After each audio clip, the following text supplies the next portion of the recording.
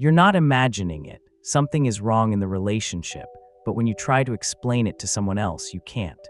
There's no incident, no obvious cruelty, nothing you can point to and say that that's what they did. There's just this slow, grinding sense that you are always one step behind, always slightly responsible, always the one who caused whatever tension is filling the room right now.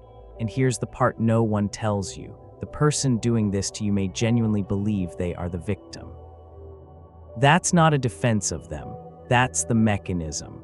And it's the reason this particular personality pattern is the hardest one to name, the hardest one to leave, and the most likely one to make you question your own sanity before you ever question theirs. Most people, when they hear the word narcissist, picture the same person. Loud, domineering, arrogant in a way you can feel from across a room, the kind of person who takes up all the oxygen and seems to enjoy it. That person exists, but they are not the version that does the most damage. The version that does the most damage is quiet. They don't brag, they suffer. They don't demand attention, they need you to notice how much they're struggling. They are almost always the most sensitive person in any room, the one who gets hurt the most, the one who sacrifices the most, the one who can never quite catch a break. This is covert narcissism. And the reason you haven't heard it named clearly is that every visible feature looks like a wound, not a weapon. You have almost certainly been in close contact with at least one person who fits this pattern. And the question that should already be forming in your mind is this: if they look like the victim, how do you ever know when you're the one being harmed? That answer is less comfortable than you expect. The clinical distinction between overt and covert narcissism was formalized in work by Jonathan Cheek and Scott Barry Kaufman, who identified what they called vulnerable narcissism, a pattern characterized not by grandiosity, but by hypersensitivity, entitlement masked as suffering, and a profound need for validation delivered through the language of victimhood rather than superiority. What Cheek found was this: the vulnerable narcissist scores just as high on measures of entitlement and lack of empathy as the classic type. The difference is the delivery system. Instead of demanding admiration openly, they engineer situations where you feel obligated to provide it. The mechanism works like this: they don't say "pay attention to me." They get quiet in a way that makes the room feel dangerous. They don't say "you did something wrong." They say it's fine in a tone that makes clear it is not fine, and then they wait. They wait for you to come to them, to ask what's wrong, to apologize for something you cannot name. Here is where it becomes disturbing. The reason this works is not because you are weak, it's because you are attuned. You are a person who picks up on emotional signals and responds to them. That's a feature, not a flaw. The covert narcissist's behavior is specifically calibrated, usually unconsciously, to exploit exactly that quality in you.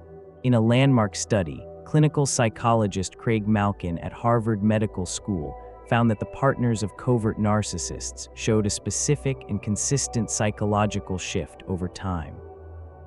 They began the relationship with a relatively stable sense of their own perception. They ended it, or arrived in therapy during it, with a chronic inability to trust their own reading of events, not because anything dramatic had happened, because of accumulated smallness.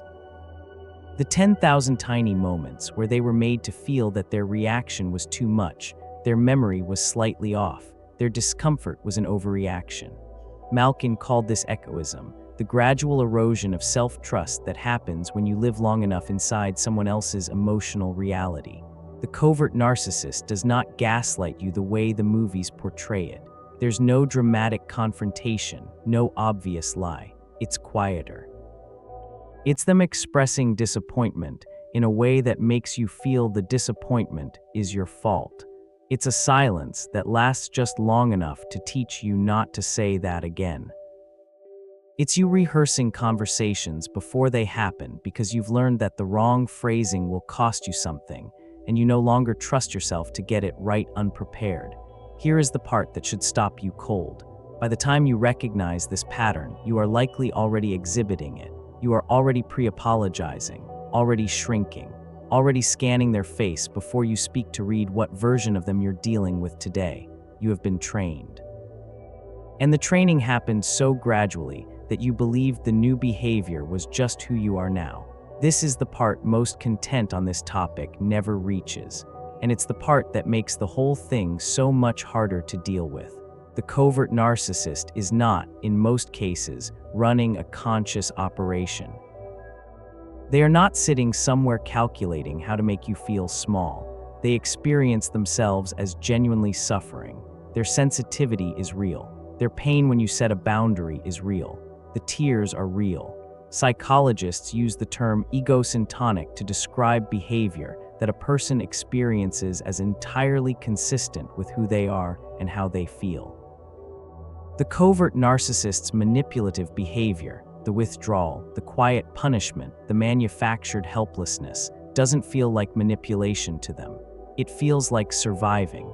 They believe that they are the one being treated badly, and they will find evidence for that belief wherever they look, because the mind is exceptionally good at finding evidence for what it already believes. Here is what that means for you. You cannot reason them out of this. You cannot explain your experience clearly enough that they will simply understand and stop. Because the moment you explain your experience, they experience that as an attack, and now they are the one who has been hurt, and the conversation has inverted, and somehow you are the one apologizing again. This is not a communication problem. It is not a lack of the right words. It's a structural feature of the pattern, and understanding that is the first thing that actually changes anything. You make a plan with them. You're looking forward to it. Something comes up on their end, nothing serious, but they cancel. You express mild disappointment, not anger, mild disappointment. And suddenly the conversation is about how much pressure you put on them, how you always make them feel like they're failing, how they're trying their best and it's never enough.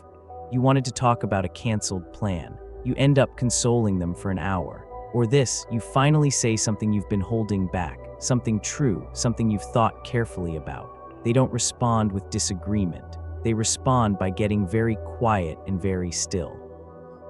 Later's not immediately, but later, they bring up something you did 3 months ago that they've never mentioned, something you didn't know they were keeping. And now the original conversation is buried, and you are defending something entirely different. Or the most common version, the one that's hardest to name, you feel anxious before they arrive, not because anything specific has happened, but because somewhere in your nervous system, you have learned that their emotional state is your responsibility, and you are already running calculations about what kind of mood you'll encounter and how to manage it. That anxiety is not a personality quirk. It is a learned response. Your body adapted to an environment. And the adaptation happened so smoothly, over so much time, that it feels indistinguishable from just being who you are. Here is the reframe that changes the shape of everything you've just heard. The most damaging thing about covert narcissism is not what it does to your emotions. It's what it does to your perception. Because a person who openly hurts you gives you something to point at, something to be angry about, something solid enough to build clarity from. But a person who hurts you while appearing to suffer, who turns every confrontation into evidence of your cruelty, who makes the simple act of having needs feel like an act of aggression, that person doesn't leave bruises on your feelings. They leave confusion. And confusion, over time, does something that cruelty alone cannot do. It makes you a less reliable witness to your own life. Researchers studying this pattern consistently find the same result. It's not the covert narcissist who ends up in therapy. It's the person who loved them, who still isn't sure whether they were the problem. The clinical literature has a name for that. But you might just recognize it as the feeling of spending years wondering if you were the difficult one. There is one question that tends to clarify this faster than any framework, and it isn't "did they hurt me?" It's simpler. It's this: in this relationship, do I feel more like myself over time or less? The answer is usually something people have known for a while. They were just waiting for permission to believe it. Here is the question I want you to sit with, the one I want you to answer honestly in the comments. When you finally named what was happening in a relationship that felt wrong, What was the sentence, the exact moment that made it real? Not the dramatic thing, the quiet thing, the thing no one else would have noticed. Because that's where this actually lives. Not in the loud moments, in the quiet ones no one warned you to watch for.